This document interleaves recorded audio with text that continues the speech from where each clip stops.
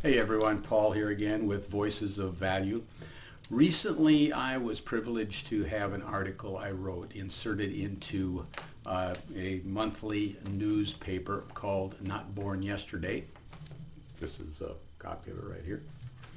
And the article itself was called Retirement and Objective or Out of the Question. Many of us, in my age group at least, find ourselves dealing with that question for a couple of good reasons. Money, or maybe it's something to do. Well, one of the things that it drives us to maybe consider what we're going to do in retirement or not in retirement is our personal philosophy. And one of the best mentors that I have ever listened to, and you've heard me mention his name before, is Mr. Jim Rohn. Unfortunately, he's no longer with us, but his teaching is still with us. And what I'd like to do is, and what I've attached here is a video of Jim Rohn talking about his personal philosophy, what it brings to your life as far as business is concerned, as far as your health is concerned, as far as your relationships are concerned. So I encourage you, take a few minutes, listen to what Mr. Rohn has to say, and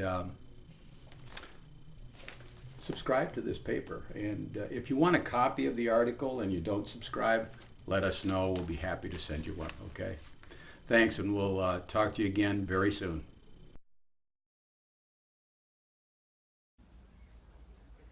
I'm with my father. I think I told this story the last time I was here. My father, 88 years old, he's never been ill, still hasn't retired. Not long ago, midnight, we're getting ready to go to bed. We've drilled a new well, got some extra water, got some more acres going. He's all excited. At midnight, we're getting ready to go to bed. My father's eating what he calls his midnight snack. A little bite to eat before you go to bed. Don't have to go to bed hungry. And I'm watching him eat this midnight snack. Guess what he had? An apple, a few graham crackers, and a glass of grapefruit juice. I said, no wonder my father's so healthy. My mom taught us all those good health practices. Taught me when I'm growing up, right? I'm an only child. I've never been ill. Passed the big 50 some time ago. My two daughters, 32, 33, never been ill. My grandkids, never been ill. I'm telling you, the legacy lingers on. As I watched my father have this midnight snack, suddenly occurred to me. I know that's part of it. An apple, what? A day. That's gotten to Dallas-Fort Worth, right? An apple. An apple a day keeps the doctor away. Good question for this intelligent audience. What if that's true? You say, well, Mr. Rohn, if that's true, that would be easy to do. Then what's the problem? It's easy not to do. It's easy not to adopt it as your own personal philosophy. Or the guy messed up the saying. Guy says a Hershey bar a day. Say, no, no. You've been watching too much television. It is not Hershey bar. You got to be smarter in philosophy than to fall for the Hershey bar a day when it's an apple a day. You got to be smarter than that. And if you make that kind of an error in judgment every day for 6 years, I'm telling you, it'll accumulate into disaster. Sometimes the first year you say, well, you know, I'm so healthy now, what difference is it going to make? You've got to be smarter than that. Just because disaster doesn't fall on us at the end of the first day doesn't mean disaster isn't coming. You've got to be so smart that you look down the road and say, will the errors in my present judgment of philosophy, what's that going to cost me in 1 year, 6 years, 1 month, 6 months?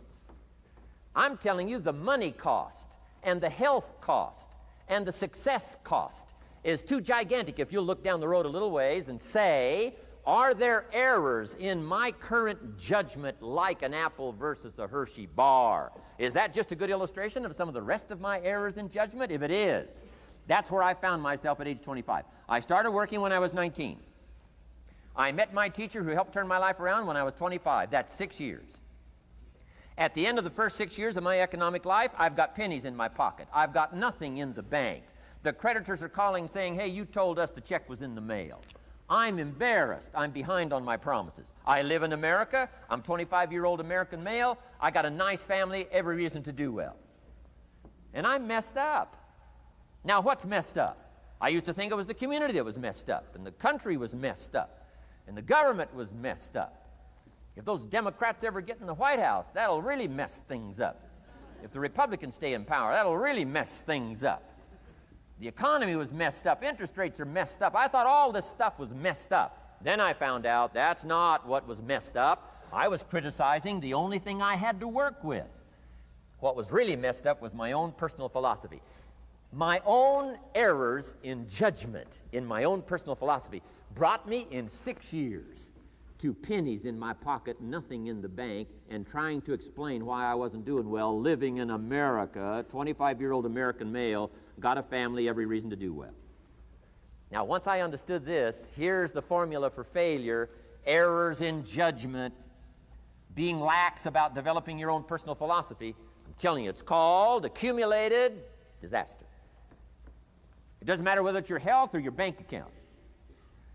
Guy's got an empty bank account, probably has high cholesterol. Why? Over the last 6 years, he never paid attention to either one. And it doesn't matter whether it's a dollar, or whether it's your money, or whether it's your cholesterol count. All you got to do is commit the errors, and just because disaster doesn't fall on you at the end of the first day that you don't eat an apple. You say, well, I didn't eat an apple today, and tonight I'm not ill. Well, you got to be brighter than that. Someday you got to leave first grade. The reason we make those first grade desks so small so they won't fit at age 25. I mean, right? You don't belong here anymore. Come on.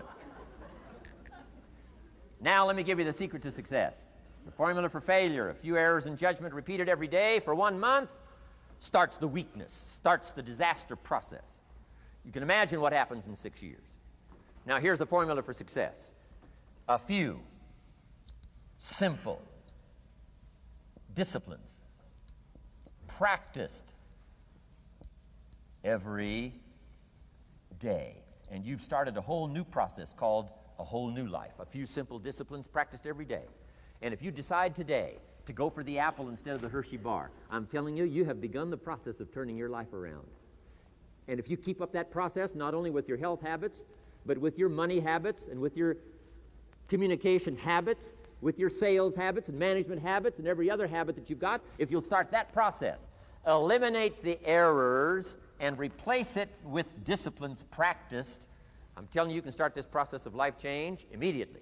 After today, you don't ever have to be the same again. Only by choice. You don't have to walk out of here the same as you walked in today. Only by choice. You can start a whole new process. And you say, well, Mr. Rohn, is it that simple? Yes, it's that simple. Where else would you start but with an apple? You don't have to start with something staggering. What if you should be walking around the block for your good health and you don't? What'll that do in 6 years? I'm telling you, the word is disaster. You could and you should and you don't. Here's an even stronger word. You won't. I mean, don't might mean you're careless. Won't probably means you're stubborn. And either one's called disaster. Could, should, don't. I'm telling you, that's why at the end of 6 years, I found myself with pennies in my pocket, nothing in the bank, creditors calling. Could, should, won't. Could, should, don't is called disaster. Now, how do you change all that? The next 6 years, I got rich. The next 6 years, I became a millionaire. By the time I'm 31, I'm a millionaire. How about that? You say, well, Mr. Rohn, what happened? Well, strangely enough, during that second 6 years of my economic life, the government was about the same. I'm telling you, taxes were about the same. My negative relatives were the same. I'm telling you, the economy was about the same, and prices were about the same, and everything else was about the same. Circumstances were about the same. Then how come I got rich? How come I totally changed my life? I was not the same. Somebody says, well, what did you go to work on to do all that? I started with my philosophy. I started amending my errors by doing some better thinking, changing my mind, coming up with ideas that I didn't have before I met my teacher. And once that whole process started for me, I'm telling you, I changed my whole life. Within a 6-year period, I was never the same. And I've kept up that process all these years. One of the reasons why I'm here is to continue my craft. I don't want the day to come someday somebody says, you should have heard Jim Rohn 10 years ago when he was really terrific. Guess what I want people to say? I heard him 10 years ago, but you should hear him now. I'm telling you the man works on his craft. I'm telling you the man's done some extra reading. I'm telling you the man doesn't miss a trick. I'm telling you he's worked hard on himself. That's why he's able to deliver like he does. The same thing can happen for you as a teenager. It can happen to you as a mother, as a father, as a business person, as a salesperson, running a business. Doesn't matter. Management, wherever you find yourself. This is the process called personal change. And what I say to start with is start with your own philosophy.